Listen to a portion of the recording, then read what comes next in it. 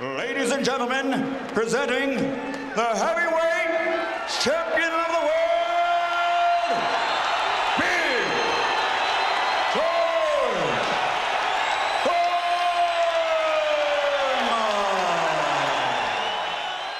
Foreman. Personne ne l'a vu venir. Le champion qui avait vaincu la peur, qui était revenu de nulle part et qui avait transformé un grill en empire, n'est plus parmi nous. Mais comment George Foreman est-il passé du statut de légende de la boxe et d'homme d'affaires multimillionnaire à tout perdre? Voici l'histoire que personne ne vous a racontée. Avant de devenir l'un des champions les plus redoutés de la boxe, George Foreman était juste un enfant perdu dans l'obscurité de la pauvreté. Il est né en 1949 dans le quartier de Fifth Ward, à Houston, au Texas, un endroit marqué par la violence, l'abandon et le désespoir. Son enfance a été difficile et la rue ne pardonnait pas. La délinquance, les bagarres et la faim faisaient partie de son quotidien. Il n'y avait ni opportunité, ni rêve, ni avenir, seulement la survie. George a grandi avec une colère qui le rongeait de l'intérieur. Très jeune, il se mettait dans des ennuis, volait, a quitté l'école et semblait destiné à devenir une statistique de plus du système. Mais sa vie a pris un tournant inattendu quand, à 16 ans, il a rejoint le Job Corps, un programme du gouvernement pour les jeunes à problème. C'est là qu'il a rencontré l'homme qui allait changer sa vie. Doc Broadus, un entraîneur de boxe qui a vu en George non seulement de la force brute, mais une âme sauvage qui avait besoin d'être guidée. Doc l'a emmené sur le ring, et là, George s'est transformé. Il n'avait pas encore la technique, mais il avait une puissance incroyable et une rage qu'il libérait dans chaque coup. Il a appris vite, très vite, et bientôt, il s'est fait remarquer. Ce qui autrefois n'était que violence sans but est devenu discipline, entraînement et ambition. En 1968, à seulement 19 ans, George Foreman a réalisé l'impensable. Il a gagné la médaille d'or aux Jeux Olympiques de Mexico. Le monde a découvert son nom pour la première fois lorsqu'il a agité un petit drapeau américain avec timidité. Certains l'ont critiqué, l'accusant de trahir la cause afro-américaine en montrant de la fierté pour un pays qui les discriminait encore. Mais George ne pensait pas à la politique. Pour lui, cette médaille prouvait que sa vie avait un sens, qu'il avait échappé à un destin qui semblait écrit d'avance. Ce moment a tout changé. Foreman est rentré aux États-Unis en tant qu'espoir de la boxe. Il a commencé sa carrière professionnelle avec une série incroyable de victoires. Il ne gagnait pas au point. Il ne gagnait pas par décision. George détruisait ses adversaires. C'était un ouragan de puissance. Un mur humain. Un type que personne ne voulait affronter. Combat après combat, il a construit sa réputation d'invincible. Et ainsi, avec seulement 37 combats à son actif, tous gagnés, dont 34 par KO, il a gagné le droit de combattre pour le titre mondial. Son adversaire n'était autre que Joe Frazier, le champion invaincu qui avait battu Muhammad Ali. Le combat a eu lieu en 1973 à Kingston, en Jamaïque. Ce qui s'est passé là-bas a été brutal. George Foreman a écrasé Frazier en seulement 2 rounds. Il l'a envoyé au sol 6 fois. 6 fois. Le monde était choqué. Personne ne s'attendait à une telle raclée. Ce soir-là, George n'a pas seulement remporté le titre mondial des poids lourds. Il a aussi semé la terreur dans la division. Personne ne voulait monter sur le ring avec lui. Frazier is ready to go again. Joe is standing. There he goes. 3 times. 3 times. The fight is stopped. No, it is not. It is not stopped. Angie Dundee is screaming, stop it. Bertie Pacheco, Ali's doctor next to me. It is over. It is over. It is over. Mais pendant que le monde célébrait cette nouvelle bête de la boxe, George sombrait dans son propre vide. Il n'était pas un champion charismatique. Il ne parlait pas à la presse. Il ne signait pas d'autographe. Il marchait avec le regard dur, toujours sérieux, presque méprisant. Les gens le voyaient comme un méchant, comme une machine sans âme. Et en partie, c'était vrai. Parce que George portait encore en lui ce garçon furieux du Fifth Ward. Il ne savait pas comment se détendre, ni comment profiter, ni comment faire confiance. Pendant son règne, il n'a cessé de mettre ses adversaires KO. Il n'y avait ni tactique, ni stratégie. Juste de la force brute. Et puis, en 1974, est arrivé le combat qui allait tout changer. le légendaire Rumble in the Jungle, au Zaïre, contre Muhammad Ali. Le monde entier pariait sur Foreman. Il était plus jeune, plus fort, invaincu et semblait invincible. Ali, lui, était vu comme un vétéran en fin de course. Mais ce qui s'est passé cette nuit-là a changé l'histoire du sport. Ali a encaissé les coups, l'a provoqué, l'a fatigué, et au 8e round, il l'a mis KO. George est tombé, et avec lui, tout ce qu'il avait construit s'est effondré. Il n'a pas seulement perdu sa ceinture, il a perdu son aura d'invincible. Il a perdu confiance en lui. Et le plus tragique, il a perdu sa volonté d'être ce qu'il était.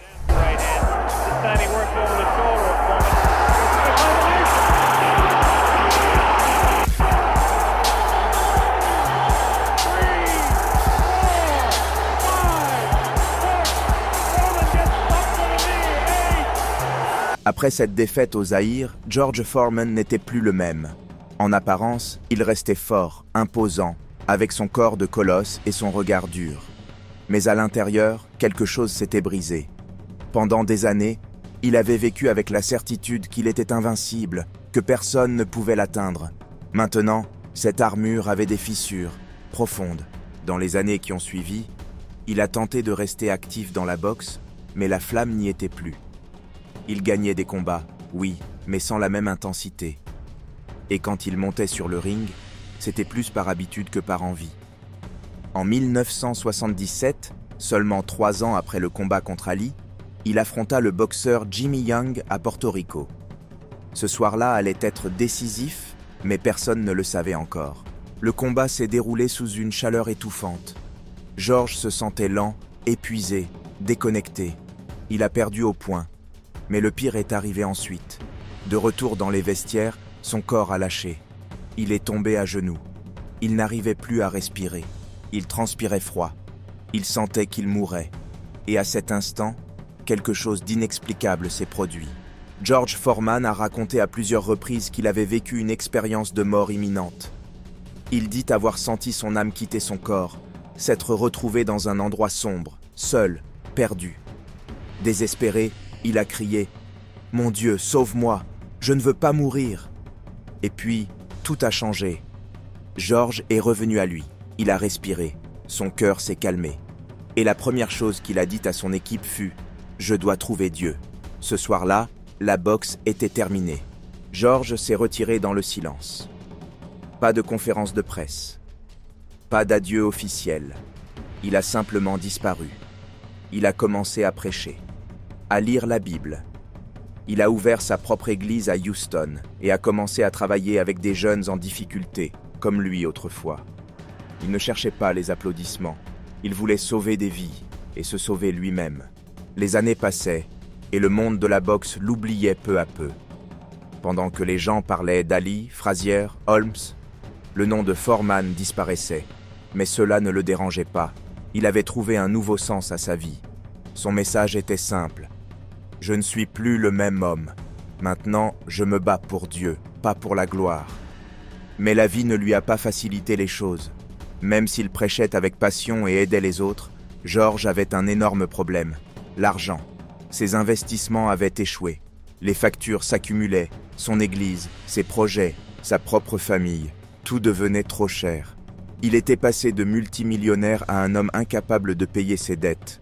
Alors, avec presque 40 ans, sans la forme d'autrefois, sans rapidité, George Foreman a pris une décision incompréhensible pour beaucoup, remonter sur le ring. Tout le monde pensait qu'il était fou. Ses proches l'ont supplié d'arrêter. Les journalistes se moquaient. Le public le considérait comme une blague. Foreman, le prédicateur, le gros monsieur de 40 ans, reboxait. Allons donc. Mais George ne revenait pas pour la gloire. Il revenait par nécessité. Il devait sauver son église, sa communauté et sa dignité. Alors, contre toute attente, le prédicateur a remis les gants. Quand George Foreman a annoncé son retour à la boxe, personne ne l'a pris au sérieux. Il avait presque 40 ans, était visiblement en surpoids, lent, et cela faisait 10 ans qu'il avait quitté le ring. Mais ce que personne ne comprenait, c'est que George ne revenait pas pour prouver qu'il était fort. Il revenait parce qu'il avait une mission.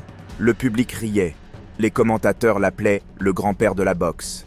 Mais George, toujours calme, ne répondait pas avec des mots. Il répondait avec ses poings.